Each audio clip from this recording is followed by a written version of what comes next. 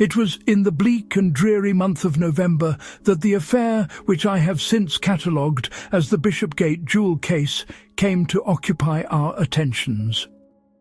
A dense yellow fog, thick as pea soup, had descended upon London, muffling the city in an impenetrable blanket of gloom.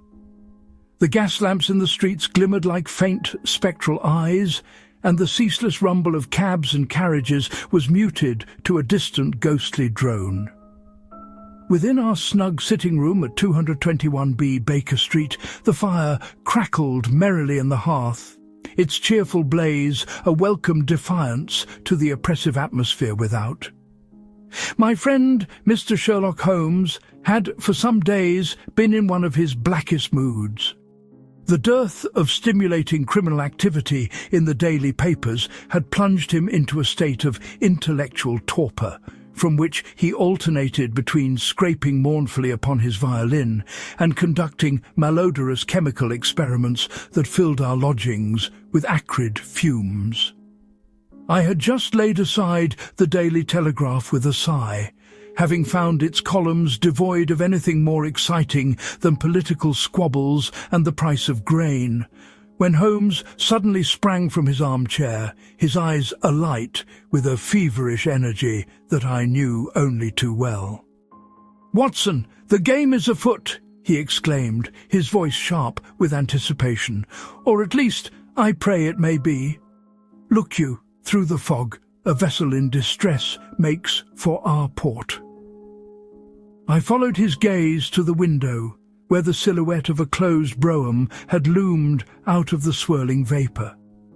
It drew to a halt at our curb, and a moment later a figure, heavily veiled and cloaked in dark, expensive fabrics, alighted and made purposefully for our doorway. "A lady of quality and in deep trouble, Watson," Holmes murmured, already arranging two chairs in a precise alignment before the fire. "Note the carriage, the perfectly matched pair of greys, the driver's immaculate livery. Yet observe the haste with which she settled her fare, the agitated tap of her foot upon the pavement. She is a woman accustomed to command, yet she is now at the mercy of forces beyond her control. Ah, here she is." The step of our landlady, Mrs. Hudson, on the stair was followed by a gentle rap at our door. At Holmes's bidding, she ushered in our visitor. The lady was tall and possessed a natural air of dignity, though it was clear she was labouring under some profound emotion. Her hand, encased in a fine kid glove, trembled as she accepted the chair Holmes offered her. "Mr. Holmes," she began, her voice low but clear, though with a tremor she could not quite suppress, "I have been told that you are a man who can see into the very heart of darkness. I have come to you because I am in such a place now, a darkness so complete that I fear I shall never find the light again." "Pray compose yourself, madam," said Holmes gently, his manner a soothing balm of professional calm. "There is no problem so complex that it cannot be unravelled by the application of pure reason. First, allow me to relieve you of your veil. It will permit you to breathe more freely." With a delicate touch he assisted her, and we beheld the face of a woman in her late 50s. It was a handsome aristocratic face framed by silvering hair, but it was etched with lines of anxiety, and her eyes, a startling shade of violet, were wide with a mixture of fear and desperation. "My name is Lady Beatrice Penrose," she said, gathering her composure with a visible effort. "I am the widow of Sir Eustace Penrose, the financier. You may have heard of him." Holmes nodded. "The Penrose collection of Oriental antiquities is known throughout Europe, madam. I had the pleasure of viewing it at the British Museum some years ago. A man of considerable taste, and, if I may say so, considerable means." A shadow passed over Lady Penrose's features. "It is on account of a part of that collection that I am here. It concerns the stars of Golconda. Mr. Holmes, they have been stolen." I could not suppress a gasp. The stars of Golconda were legendary. A matched set of 3 colossal blue diamonds, they had been the pride of an Indian Maharaja before Sir Eustace had acquired them under circumstances that were, at the time, the subject of much society gossip. Their value was said to be incalculable, not merely for their size and flawlessness, but for the history and blood that clung to them like a fine dark dust. "Stolen?" Holmes repeated, leaning forward, his languor utterly vanished. "Pray, give me the particulars. Every detail, no matter how trivial it may seem to you, is of the utmost importance." "They were taken last night," Lady Penrose recounted, her gloved hands twisting in her lap. "From my home in Bishopgate.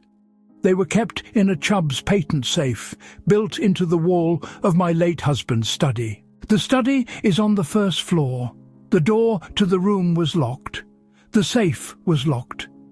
This morning, when my companion went to fetch them for me to wear at a charity gala, she found the safe door standing wide open. The velvet case was there, but the diamonds, they were gone." "And there was no sign of forced entry?" Holmes inquired, his fingers steepled before him. "None whatsoever. Inspector Gregson of Scotland Yard, a man who seemed to me to be singularly unimaginative, has already been and gone." He confessed himself baffled. "The lock on the study door is a modern one, quite unpickable. He could find no scratch or mark upon it. The safe, too, is of the highest quality. Sir Eustace was a man obsessed with security. It can only be opened with its specific key." "And where was this key kept?" "On a chain around my neck, Mr. Holmes. It has not left my person for 5 years, not since my husband passed away. I checked it this morning. It was still there, quite undisturbed." Holmes's eyes gleamed. "So, we have a locked room, containing a locked safe, which has been opened without the use of its only key, and from which a fortune in jewels has been abstracted. This is, if I may say so, a most refreshing problem. Tell me of your household." "It is small. There is Rigby, my butler, who has been with the family for 40 years, Mrs. Mullin, the cook, and 2 housemaids. Then there is my companion, Miss Eleanor Vance, and my nephew, Mr. Alistair Finch, who has been staying with me for the past month." "Let us take them in order," said Holmes, ticking them off on his long, thin fingers. "The servants? I would trust Rigby with my life. The others are good, honest girls. Miss Vance, your companion?" "Eleanor has been with me for a year. She is a treasure. Quiet, efficient, and possessed of a gentle nature. An orphan, I believe, with no family to speak of." "And your nephew, Mr. Finch?" A look of pain crossed Lady Penrose's face. "Alistair is my late sister's only child. He is a source of some concern. He has expensive tastes and has fallen in with a fast crowd. I have had to settle his debts on more than one occasion. But to think that he would steal from me? No, Mr. Holmes, it is impossible. He is weak, but he is not wicked. The impossible, once we have eliminated it, must be the truth, however improbable it may appear," Holmes quoted, a favourite maxim of his. "Was anyone else in the house last night?" "No one. The doors were locked by Rigby at 10 o'clock, as is his custom. No one could have entered or left without his knowledge." "And what of the room itself, the study?" "It is as my husband left it, a sanctuary. The window was locked from the inside. It looks out over the gardens at the rear of the house, and there is a sheer drop of some 30 feet to the flagstones below.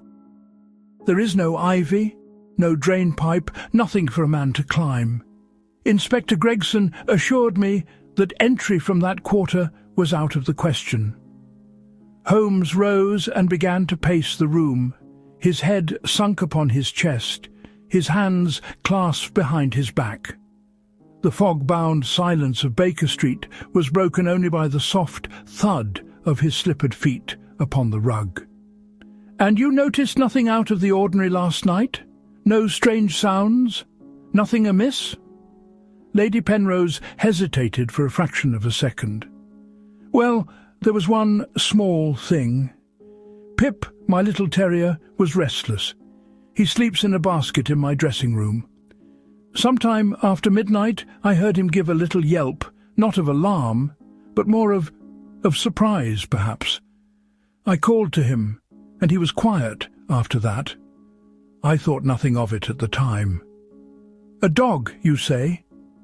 Holmes stopped his pacing and shot a piercing glance at our client. "And he did not bark? A terrier, you say? They are not known for their silence in the face of intruders." "No, he did not bark. As I say, it was the strangest little sound." "Curious, very curious indeed." Holmes resumed his seat. "Lady Penrose, I shall be happy to look into this matter for you. I must, however, have a completely free hand to conduct my investigation as I see fit. I shall need to visit your house, to speak with your household, and to examine the scene of this most singular crime." "Of course, Mr. Holmes. Anything. I shall return at once and inform them that you are coming. My carriage is at your disposal." "Excellent. Watson and I shall be with you in less than an hour. Until then, madam, I would advise you to say nothing of the dog's restlessness to anyone. Let that be our little secret for now." When our client had departed, her carriage melting back into the yellow gloom, Holmes turned to me, his face animated with the thrill of the chase. "Well, Watson, what do you make of it?" "It seems a classic inside job, Holmes," I ventured. "The nephew, Finch, is in debt. He must be the culprit. He must have found a way to make a wax impression of the key while his aunt slept, had a duplicate made, and returned the original. It is the only explanation." Holmes chuckled and lit his pipe, enveloping himself in a cloud of pungent shag tobacco smoke. "My dear Watson, your reasoning is, as ever, admirably direct. But you build your theories on sand. Why would a man who had gone to the trouble of creating a perfect duplicate key then leave the safe door standing open? It is an act of sheer bravado or sheer stupidity. And if he had this key, why did he not use it before? And why did he choose last night? No, we are dealing with something far more subtle than a desperate gambler's clumsy theft. There is a grand design at work here, and it is the presence of the inexplicable details, the lack of forced entry, the silent dog, the open safe, that gives this case its peculiar charm. Hand me my violin, Watson. I need to think, and in half an hour we shall venture forth into the fog and into the heart of the Bishopgate enigma." True to his word, within the hour we found ourselves descending from a hansom cab before an imposing Georgian mansion in a quiet square in Bishopgate. The house, for all its grandeur, had an air of melancholy about it, its windows staring out like vacant eyes into the swirling mist. We were admitted by a butler of advanced years, a man whose ramrod-straight posture could not quite conceal the deep anxiety in his expression. This was, I presumed, the faithful Rigby. He showed us into a sombre drawing-room where we found Lady Penrose, her nephew Alistair Finch, and the companion Miss Eleanor Vance awaiting us. Mr. Finch was a young man of perhaps 25, fashionably dressed, but with a pallid complexion and restless eyes that darted about the room, never quite meeting ours. Miss Vance, by contrast, was a model of serenity. She was a woman of striking, if unconventional beauty, with a mass of dark auburn hair, a pale, clear complexion, and eyes of a deep, thoughtful grey. She sat quietly beside her employer, her hands folded in her lap, a picture of calm solicitude. "Mr. Holmes," said Lady Penrose, "this is my nephew, Alistair, and my companion, Miss Vance." Holmes bowed with a courtly grace. "It is a pleasure. I must ask for your forbearance in this difficult time. My methods may, at times, seem unorthodox, but I assure you they are all directed towards a single end, the truth." He turned his keen gaze first upon the nephew. "Mr. Finch, you were in the house last night?" "I was," the young man replied, his voice a trifle too loud. "I retired to my room shortly after 10. I read for a while and then went to sleep. I heard nothing, saw nothing, until this morning when the whole household was in an uproar." "You are a heavy sleeper?" "Like the dead, sir. A cannon could go off next to my ear and I shouldn't stir." Holmes's eyes travelled to Miss Vance. "And you, Miss Vance?" "I sat with Lady Penrose until she retired at 10:30, she said, her voice soft and melodious. "Then I went to my own room, which is adjacent to hers. I read until about 11 and then went to bed. Like Mr. Finch, I heard nothing untoward during the night." "Then, with your permission, Lady Penrose," said Holmes, "I should like to examine the study at once." The room in question was on the first floor, a large, book-lined chamber that served as a monument to its late owner. Heavy velvet curtains shut out the dismal day, and the air was thick with the scent of old leather and beeswax. A massive mahogany desk stood in the centre of the room, and against one wall, flanked by bookcases, was the safe, its thick steel door still ajar as it had been found. Holmes produced a large magnifying glass from his pocket and began his examination with the silent, predatory intensity of a hunting hound on the scent. He paid no initial attention to the safe, but instead moved slowly about the perimeter of the room, his eyes scanning the floor, the walls, the furniture. Watson knew better than to interrupt him when he was in this state of focused concentration. I stood by the door, observing the scene, while Lady Penrose and the others waited in a nervous cluster in the hallway. First, he examined the lock on the door, scrutinizing it with his lens for several minutes.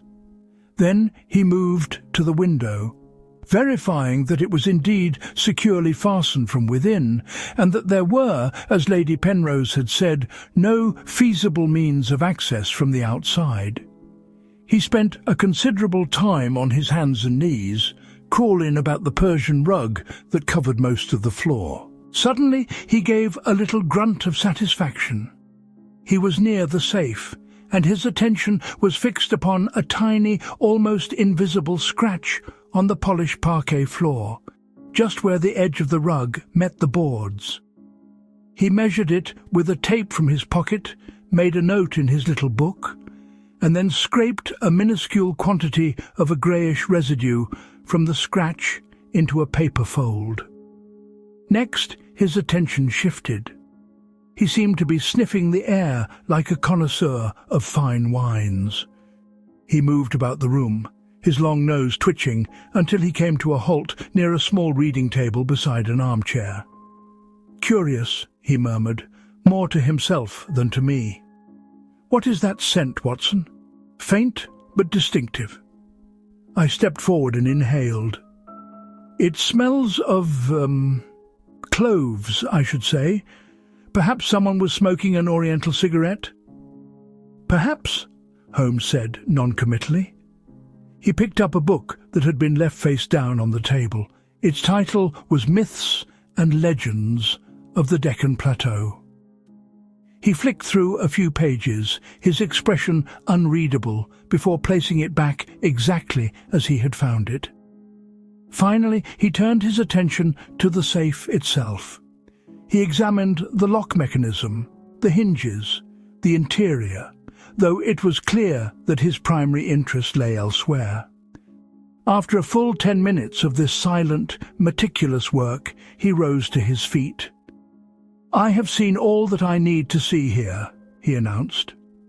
"Lady Penrose, I should now like to speak to your staff, if I may, beginning with Rigby, the butler."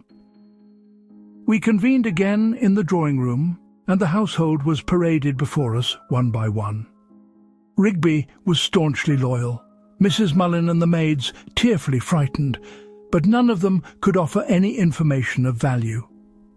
They had all been in their quarters in the attic and had heard nothing.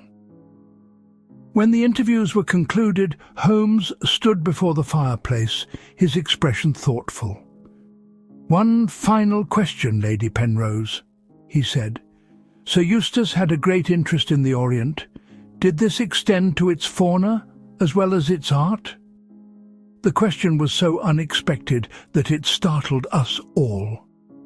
Lady Penrose looked bewildered. "Fauna? You mean animals?" "Why, yes. For a time he kept a collection of exotic birds, and he was a corresponding member of the Zoological Society, but that was many years ago." "And did he ever, to your knowledge, possess a monkey?" If the previous question had been startling, this one was utterly bizarre. Alistair Finch let out a short, nervous laugh. "A monkey? Mr. Holmes, what on earth could a monkey have to do with this?" Holmes turned his cold grey eyes upon the young man. "In an investigation, Mr. Finch, every avenue must be explored. A fact is a fact, and its relevance is only determined by its place in the complete chain of events. A monkey may be of no significance whatsoever. On the other hand, it may be the key that unlocks this entire affair." He turned back to our client. "Well, Lady Penrose?" "No," she said, looking thoroughly perplexed. "My husband disliked monkeys. He considered them mischievous and unclean. I am quite certain there has never been one in this house." "I see. Thank you. You have been most helpful." Holmes picked up his hat and coat. "We shall take our leave now. I have a few lines of inquiry to pursue in the city. I shall communicate with you should any developments arise. In the meantime, I must insist that nothing in the study be touched. The room must remain exactly as it is." As we walked away from the house, the fog swirling around us once more, I turned to my companion. "Holmes, you cannot be serious. A monkey and the scent of cloves? What are you driving at?" "My dear Watson, it is a capital mistake to theorize before one has data," he replied, hailing a passing cab. "At present I've only a few scattered threads. A silent dog, a scratch on the floor, a book of Indian myths, a faint aromatic scent, and a crime that on the surface appears impossible.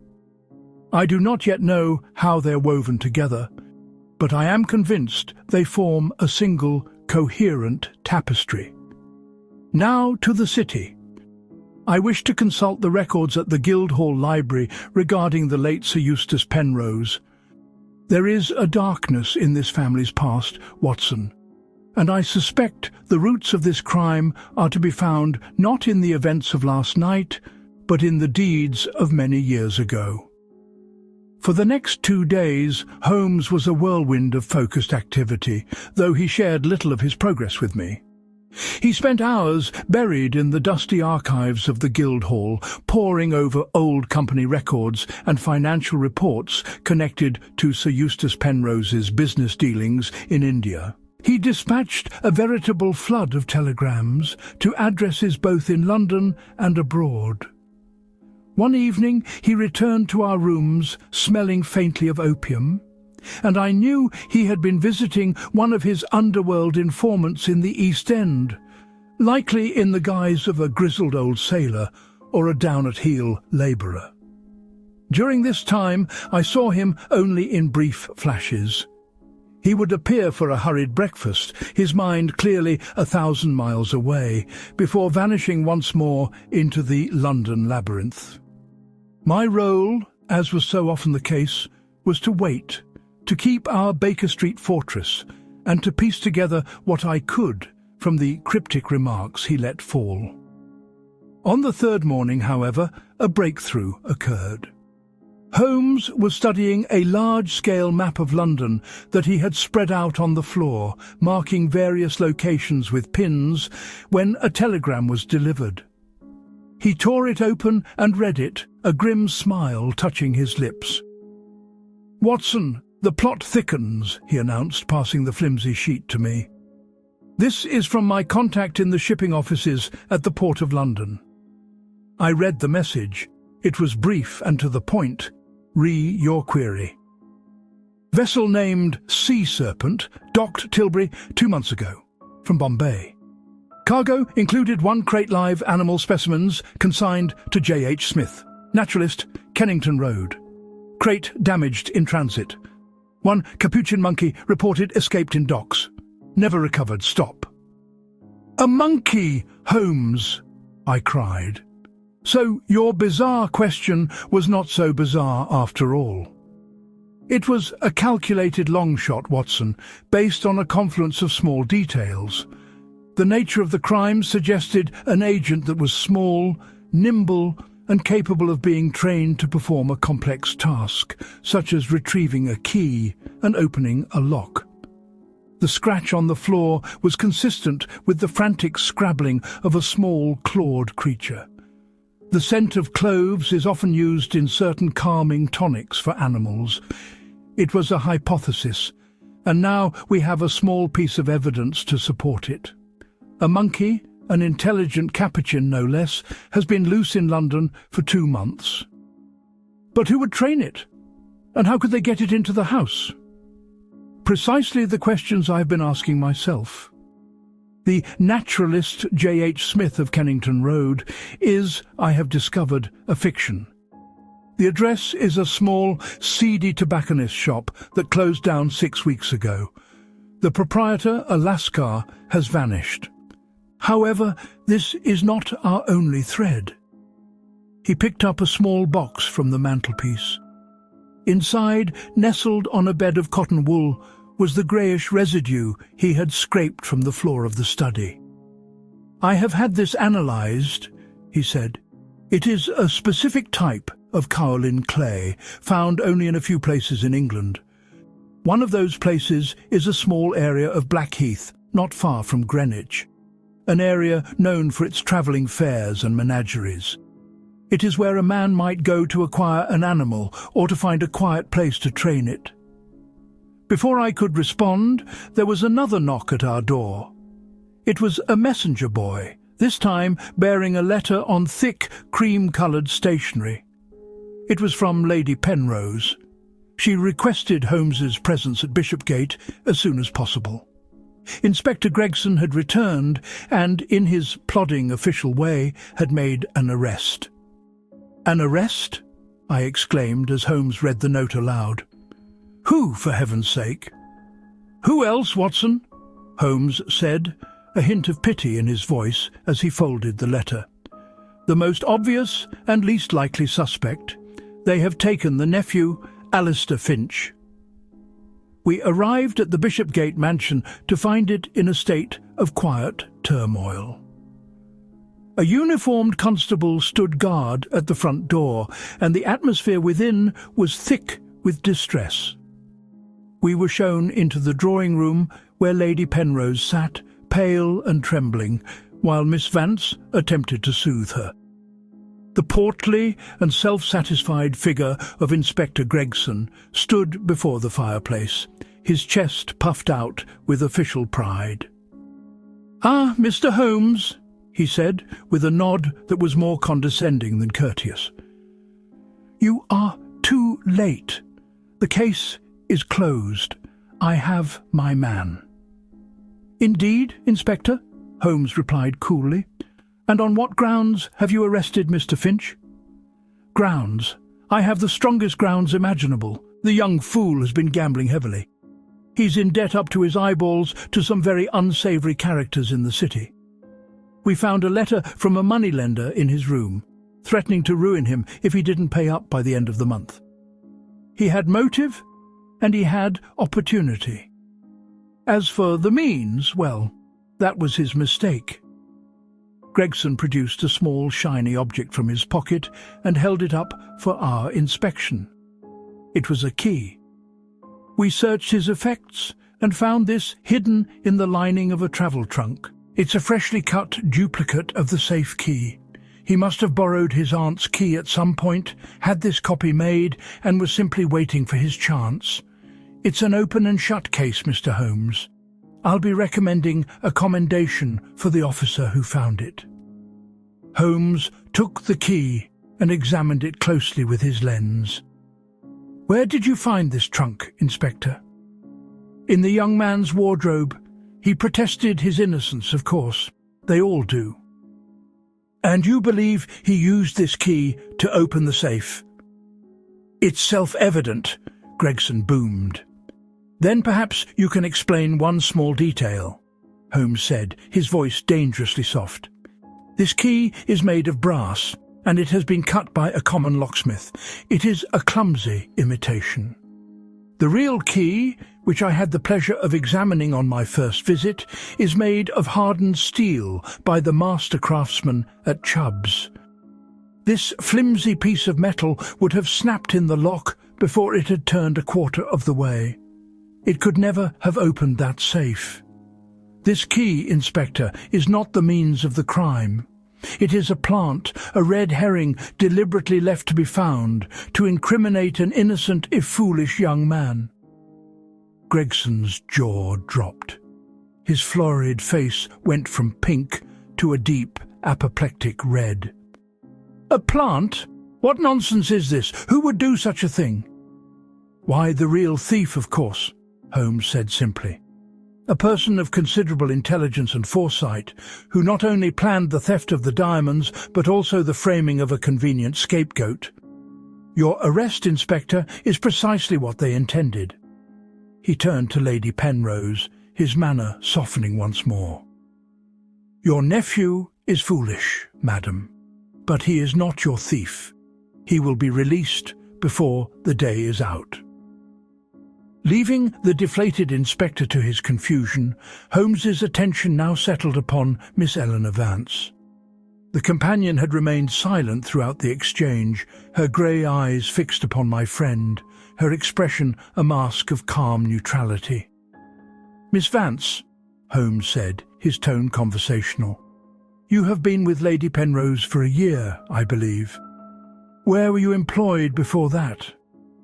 "I was a governess for a family in the north," she replied, her voice even. "The Strattons of Northumberland." "And you came to London seeking a new position?" "That is correct. I saw Lady Penrose's advertisement in the Times." "You are an accomplished woman, I have no doubt," Holmes continued, his gaze never leaving her face. "You play the piano, I understand? And you have a fondness for literature?" He gestured towards the book on Indian mythology that still lay in the study. "A curious choice of reading material." For the first time, a flicker of an unknown emotion showed in her eyes.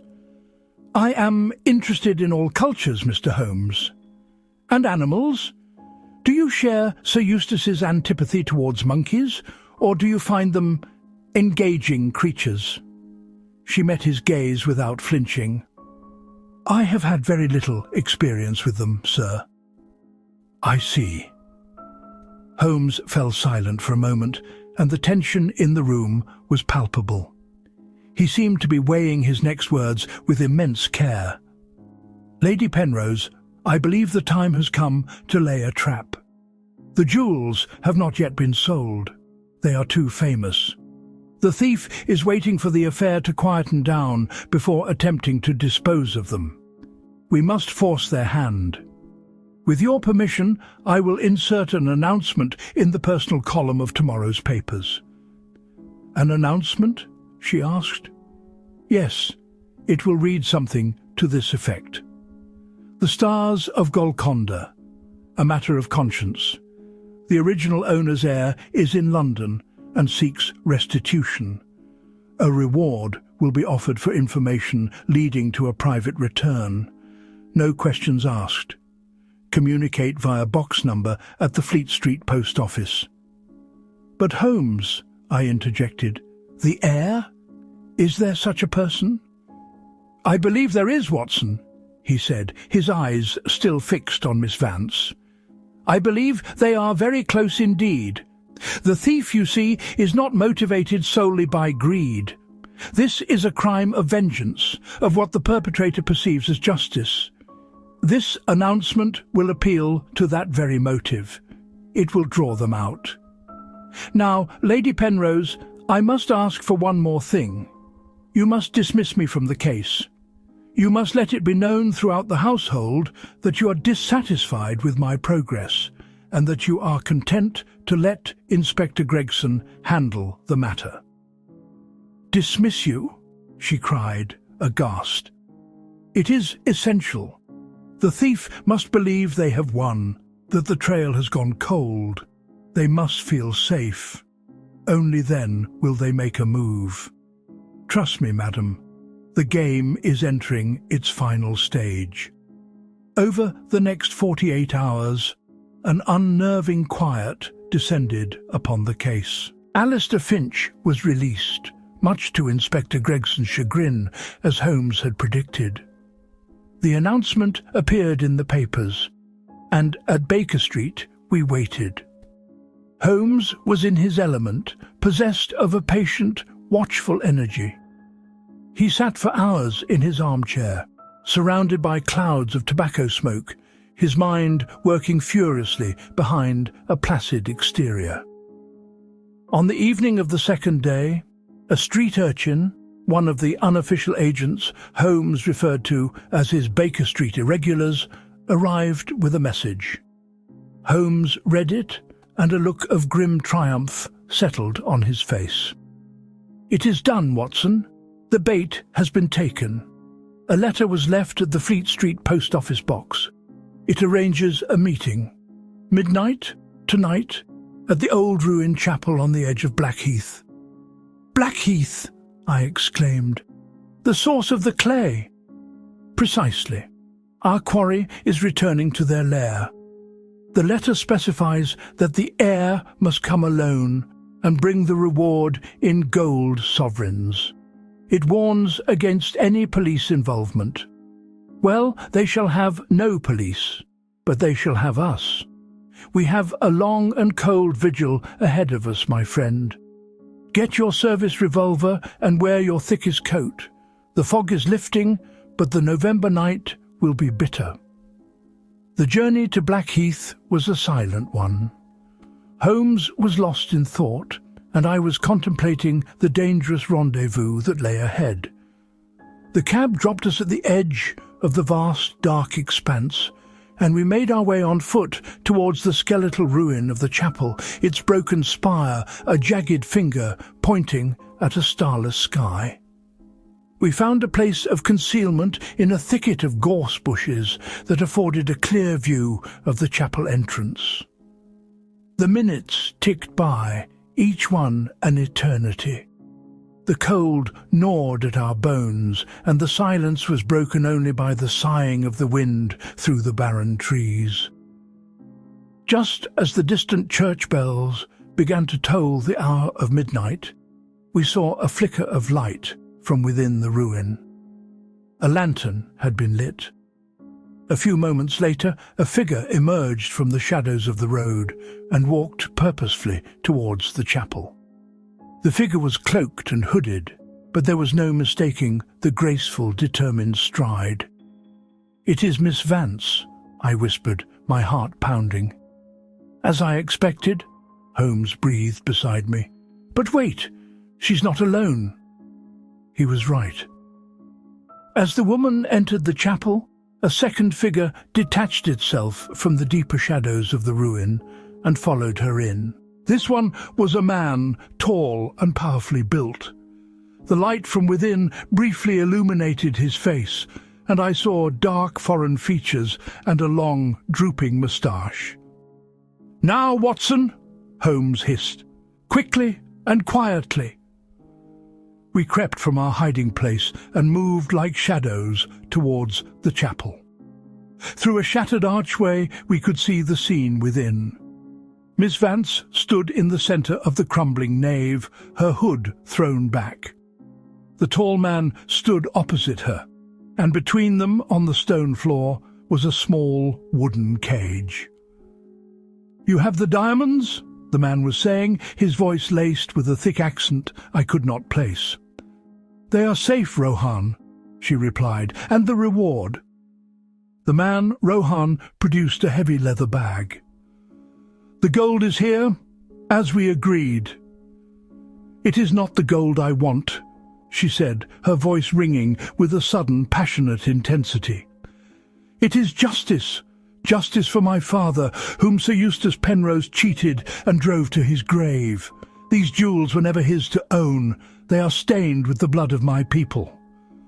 "Your father would be proud of you, Princess," the man said gently. "You have reclaimed your birthright." At that moment, Holmes chose to make his entrance. He stepped through the archway, his revolver held steadily in his hand. "I am afraid I must interrupt this touching reunion," he said, his voice echoing in the stone chamber. "The game, Miss Vance, or should I say Princess Angeli of Indore, is over." The woman spun around, her face a mask of shock and fury.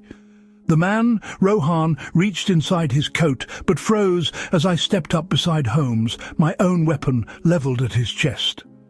For a long moment, nobody spoke. The only sound was the chittering of a small creature from within the cage. "It was a most ingenious scheme," Holmes continued, as if delivering a lecture. "Brilliantly conceived and flawlessly executed. You secured the position as companion to gain access to the house. You brought with you your confederate, Rohan, a loyal servant of your late father, and your secret weapon." He gestured to the cage. "A highly trained capuchin monkey. Your accomplice would bring the creature to the gardens at night. You would open the study window, which, contrary to Lady Penrose's belief, was not always locked, as you would have seen to it earlier. The monkey, carrying a calming sachet of cloves to pacify the terrier, would climb the drain pipe, a feat impossible for a man, but simple for him. He would enter the study, retrieve the key from where it lay on the sleeping Lady Penrose's bedside table, a task for which he was trained for months on the quiet plains of this very heath. He pointed a finger at Miss Vance. You would be waiting in the study. You would take the key, open the safe, remove the diamonds, and then send the little creature back to return the key, leaving no trace save for a faint scent, a smudge of clay from his training, and a tiny scratch on the floor from where you hastily dropped the safe door in your nervousness. It was Pip, the terrier, that gave you away. He did not bark because he was not alarmed.